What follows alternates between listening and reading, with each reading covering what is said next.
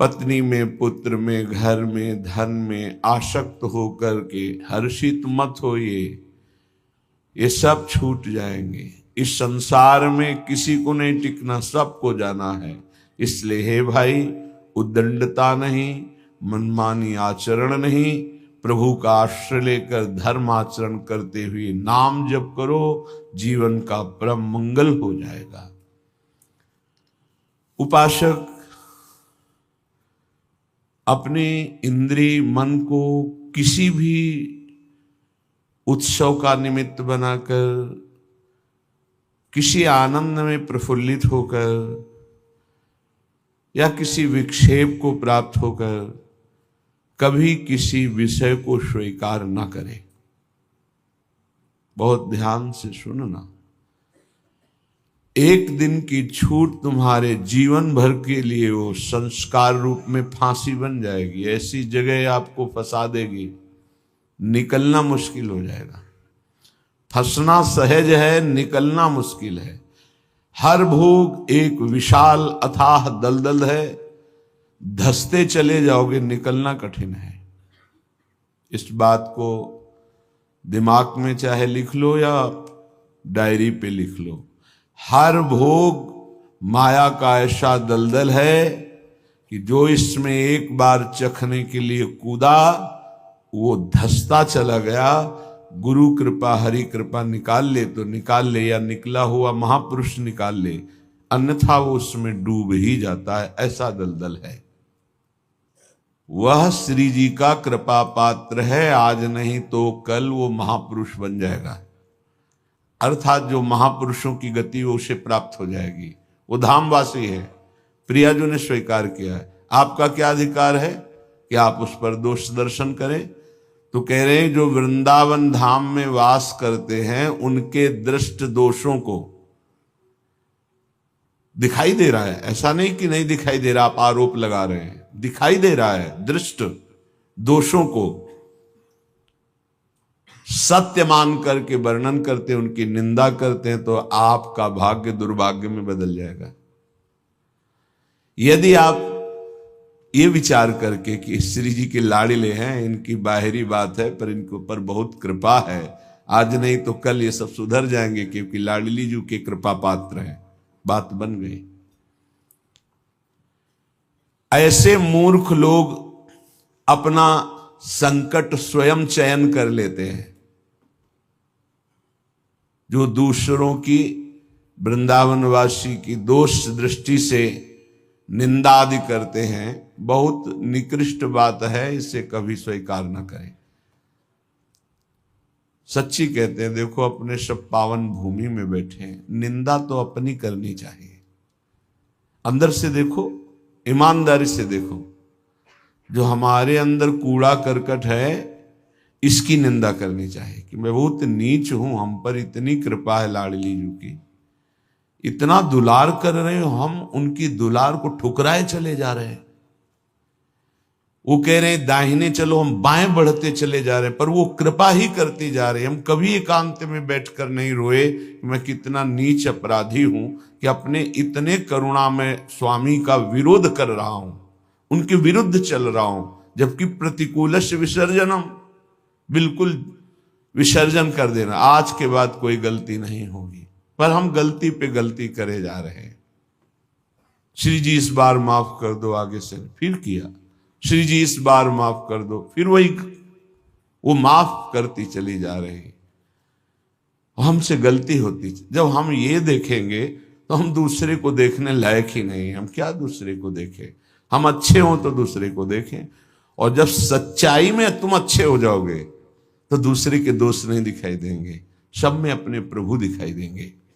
इसलिए श्रीपाद कह रहे हो, मूर्ख लोग अपने संकट को बुलाते हैं, संकट का निर्माण करते हैं।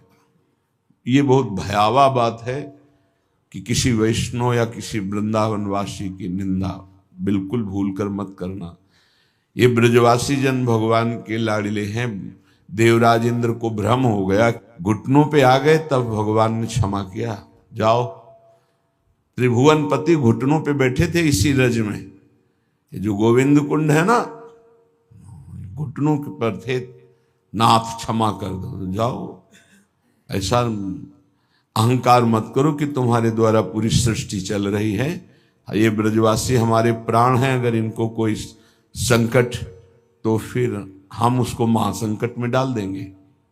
हमारे ब्रजवासियों को कोई ना छेड़े। भगवान कह रहे मेरे प्राण हैं ब्रजवासी जन। देवराज इंद्र से ज्यादा नाराज नहीं हुए। कारण जानते हो? किया तो उपद्रव, ब्रजवासियों को पीड़ा देने का, लेकिन सब ब्रजवासी एक साथ बैठ कर दिए ना, तो लालजू ने थोड़ा तो उन पर शासन किया, फिर कृपा कर दी, लेकिन ब्रह्मा जी के ऊपर कृपा नहीं की, क्योंकि अलग कर दिया। ये उपद्रव किए पर सबको इकट्ठा कर दिया, इसलिए ज्यादा इनको पढ़ के देख लेना, ज्यादा नहीं, बस इतना कहा तुम देवराज हो, सतोगुणी हो, अहंकार मत किया करो। लेकिन ब्रह्मा जी तो कांप के चले ही गए, भगवान मुस्कुराए नहीं। क्यों? ब्रजवासियों को अलग कर दिया। तुम ब्रह्मलोक में मायामयी सैया पे सुला दिया, हमारे प्राण प्यारे ब्रजवासियों का अपराध करते हो। तो आज तक ब्रह्मा जी का प्रवेश नहीं ब्रज में, बात समझ लो। वो मूर्ख हैं जो वृंदावन या ब्रजवासी जो वास कर रहे हैं उनके प्रति दोष दृष्टि करें। 12 वर्ष में तो सिद्ध हो जाता है, 21 वर्ष में क्यों नहीं परिवर्तन हुआ जी? गलती तो जब हमारी गलती, तो हम दूसरों को क्यों दोष दर्शन करने वाली वृत्ति से देख करके निंदा करें, उनका अपमान करें? हमारे अंदर खुद इतनी ये गलत है, तो तुम क्या कर रहे हो? तुम भी तो गलत हो जो दूसरों का दोष दर्शन कर रहे हो। परमार्थ कहता है किसी के भी ना दोष देखने ना गुण देखने, सब में भगवत भाव देखना। संसारी पुरुष क्रिया देखता है, परमार्थ का पथिक कारण देखता है। कारण श्री हरिवंश भनम, क्रिया नहीं देखता है। क्रिया देखने वाला संसारी होता है। श्रीपाद कह रहे वो मूर्ख लोग संकट की स्वयं रचना कर देते हैं। अच्छा, ये कोई पाप नहीं है कि क्षय हो जाएगा तो आप मुक्त हो जाएंगे। ये अपराध है, वैष्णव अपराध। ये तभी क्षय होगा जिस वैष्णव से अपराध मना है उससे क्षमा याचना हो जाए, नहीं तो, या फिर आपको पता नहीं तो गुरुदेव क्षमा कर दे, जाओ कोई अपराध नहीं। तो अखंड मंडलाकारम व्याप्तम चराचरम, गुरुदेव सब में व्याप्त है, हर अपराध क्षमा कर सकते हैं वो। गुरुदेव अगर कह दे जाओ कोई अपराध नहीं, तो कोई अपराध नहीं। गुरु महिमा बहुत बड़ी है। मंत्र मूलम गुरु वाक्यम, मोक्ष मूलम गुरु कृपा। हर अपराध से मुक्ति के लिए गुरुदेव है। गुरुदेव मुझे पता नहीं क्या अपराध बन गया, लेकिन है कोई अपराध, क्षमा कर दो। उन्होंने कहा जाओ कोई अपराध नहीं, तो पूरी सृष्टि का अपराध क्षमा हो जाएगा। गुरुदेव में ऐसी सामर्थ्य, वो भगवान का साक्षात कृपा वपु है। कभी किसी को ऐसा महसूस हो तो अपने गुरुदेव भगवान से क्षमा मांग ले। अगर नहीं पता चलता कि किस वैष्णव का अपराध बना है तो गुरुदेव से क्षमा मांग ले। श्रीपाद कह रहे हैं ऐसे व्यक्ति हमारे चाहे प्राण संकट में पड़े हो, कभी समीप ना आवे, मैं इनका दर्शन न करूं और इनका संभाषण न सुनूं। जो संतों की, ब्रजवासियों की, वैष्णव की, भगवत भक्तों की निंदा करते हैं, ऐसे लोग हमारी दृष्टि में ना आवे, कभी हमारे कान में इनकी आवाज ना पड़े, और कभी प्राण संकट होने पर भी मैं इनकी सेवा स्वीकार ना करूं। क्योंकि ऐसे लोगों का विषय सेवन करना, दिया हुआ भोजन पाना, या उनके पास बैठना, या उनकी दर्शन करना, इस सारे साधन को हास्यास्पद बना देते हैं। उपहास योग, अर्थात कुछ नहीं रह जाता जो ऐसे लोगों का संग करता है। अपराध नहीं, निंदा नहीं होनी चाहिए, बहुत सावधान। पूज्य श्री चंद्रशेखर बाबा जी महाराज वो कहते थे कि ब्रजरज, ब्रजलता और ब्रजवासी, इन तीन से श्रद्धा बिगड़ गई तो बात तुम्हारी बनेगी नहीं। उनके श्रीमुख के शब्द थे कि तुम रेगिस्तान में वास कर लो तो तुम्हारा कल्याण हो सकता है, लेकिन ब्रजवासी, ब्रजरज, ब्रजलता, इनका अपमान अपराध करोगे तो वृंदावन में तुम्हारा कल्याण होने वाला नहीं है। वो डायरी में लिखा हुआ पूज्य चंद्रशेखर बाबा जी महाराज, वे भी 25 वर्ष पहले की बात, प्रारंभ में ही दर्शन के लिए। तो यहां श्रीपाद कह रहे हैं ऐसे मूर्ख लोग अपने संकट का स्वयं निर्माण कर लेते हैं। किसी भी विषय में क्यों ना हो, जो वृंदावन वासियों की निंदा करते हैं उनका मैं दर्शन न करूं, कभी कभी संभाषण न करूं, कभी दिया हुआ कोई पदार्थ या विषय सेवन न करूं। उपासक को सावधान रहना चाहिए। अपना काम बनाने आए हो कि तुम यहां सृष्टि सुधारने आए हो? देखो तुम्हें पक्की बात बता दे, भगवान भी पूरी सृष्टि को नहीं सुधारे। जब अवतार लिया तो जो भगवान की शरण में हुए, सन्मुख हुए, उन्हीं का उद्धार हुआ। ध्यान रखना, चाहे काम से, चाहे द्वेष से, चाहे राग से, चाहे भक्ति से, कैसे भी अवतार के समय जो भगवान से जुड़े वो परम पद को प्राप्त हुए। भगवान के अवतार के समय हम लोग भी होंगे, कीड़ा मकोड़ा, दीमक, चींटी चीटा जो बने होंगे, तो हमारा उद्धार नहीं हुआ। जो सन्मुख हुए, नाम जप किया, उन्हीं का उद्धार हुआ। ये बात पक्की समझ लो। तो भगवान अवतार लेकर के जगत मंगल के लिए आए, पर जो भगवान की शरण में हुए, सन्मुख हुए, उन्हीं का कल्याण हुआ। तो आज भी भगवान हैं, उनका नाम है, उनका रूप है, उनकी लीला है, ये उनका धाम है। जो सन्मुख होंगे, ठीक से चलेंगे, वो भगवान को प्राप्त होंगे। वो गुरु गुरु नहीं है जो अपने शिष्य को भगवत प्राप्ति न करा दे, मृत्यु के पास से छुड़ाकर अमर पद न प्रदान कर दे। वो गुरु गुरु नहीं। गुरु न सस्यात्, वो कैसा गुरु जो अपने शिष्य को भगवत प्राप्ति न करा दे। वो कुटुंबी स्वजन नहीं है जो भगवान के भजन में ना लगा दे। अगर भगवान का भजन नहीं करने देता तो जाके प्रिय न राम वैदे ही तजिए ताहि कोटि बैरी सम जद्यप परम सने ही। वही कुटुंबी है जो भगवान के भजन में लगा दे। जो भगवान के भजन में विघ्न पैदा कर दे, भगवान में ना लगने दे, वो हमारा कुटुंबी नहीं, वो हमारा स्वजन नहीं, वो हमारा करोड़ों वैरियों के समान है। पिता न सास्यात्, वो पिता नहीं है जो मुझे भगवान के मार्ग में ना बढ़ाए, बढ़ने से रोक दे। वो पिता नहीं। ये बड़ी उत्तम उपदेश वृत्ति भगवान ईश्वर। वही पिता है जो अपने पुत्र को भगवत प्राप्ति करा दे। सास्यात् जननी, वही मां है जो भगवान के चरणारविंद में अपने पुत्र की वृत्ति बढ़ावे।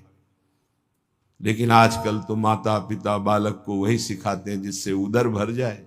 3 बातें, पेट भर जाए, अच्छे कपड़े पहन लो, खूब भोग भोगने को मिले, यही शिक्षा है। इतने केवल लक्ष्य है। कह रहे सास्यात् जननी न सास्यात्, वो पिता नहीं, वो माता नहीं जो भगवान की प्राप्ति कराने का उपदेश न करे, नाम जपने का उपदेश न करे, वो नहीं है माता पिता। दैवम न तत्स्यान्न, यद्यपि दैव बड़ा माना जाता है, पर वो दैव किस काम का जो हमें भगवान का भजन ना करने दे, विमुख कर दे। और सही बतावें, दैव कुछ है ही नहीं, हमारे कर्म ही हमारे दैव हैं। मानव जीवन मिला है इस दैव वाली बात को व्यर्थ कर देने के लिए। भजन करो इतना डट के, हर प्रारब्ध क्षीण हो जाए, हर कर्म भस्म हो जाए।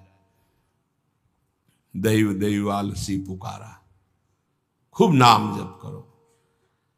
कह रहे वो पाणी ग्रहण करने वाला पति नहीं है जो श्री कृष्ण की प्राप्ति करने में बाधा पहुंचा दे। जो श्री कृष्ण की प्राप्ति कराने का सहयोग दे वही पति है। जो संसार से मेरे को मुक्त करेगा वही गुरु, वही पिता, वही माता, वही भाई, वही स्वजन, वही पति, वही संबंधी, अन्यथा नहीं। बहुत हृदय संभाल करके अब सुनिएगा। निष्किंचनस्य भगवद भजनोन्मुखस्य पारम परम जिगमिशोर भवसागरस्य संदर्शनम विषयिणामथ योषितांच हा हंत हंत विषभक्षण मतोप्य साधु। ए साधु विरक्त, बहुत खेद और दुख की बात कि यदि संसार रूपी समुद्र से पार जाने के लिए तुमने विरक्त भेष ले लिया, वैराग्य भेष ले लिया और विषयी पुरुषों का संग करते हो और विषयी स्त्रियों का संग करते हो, तो इससे अच्छा है कि जहर खा के अपनी शरीर की वृत्ति पूरी कर देनी चाहिए। हा हंत हंत विष भक्षण तो पिशादो, दूसरा भाव कि इससे अच्छा तो जहर है कि बहुत से बहुत शरीर ही छूटेगा, लेकिन ये विषय तो अनेक जन्मों तक तुम्हें नरक पहुंचा देगा। सचमुच सचमुच